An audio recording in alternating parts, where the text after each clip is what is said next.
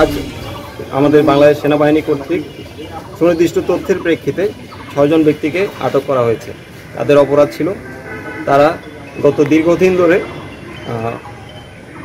একটি চক্র, 6 জনের একটি চক্র, তারা পঞ্চগড়ে একটি নকল টাকার ব্যবসা পরিচালনা করছিল এবং এই টাকাটা হচ্ছে ইউএস ডলারের ব্যবসা তারা পরিচালনা করছিল এবং এটা তারা বাংলাদেশের ভেতরে এবং দেশের বাইরে পার্শ্ববর্তী দেশেও এটা বিক্রি করত অবৈধভাবে। এবং আজকে 80,000 ইউএস ডলার যেটি এই নকল টাকা আমরা আজকে টাকাসহ 6 জনকে আটক করি।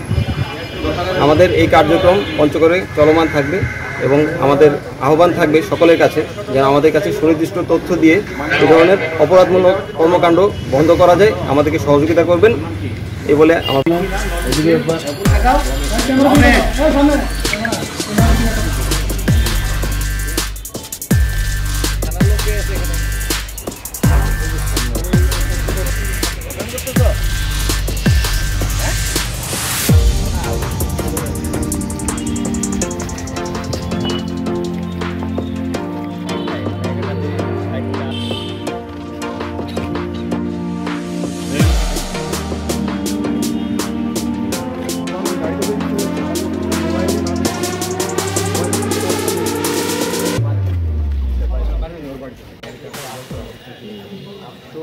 বান্ডেল থাকলে প্রতি সেনমানিতে টাকা বাঁচবে।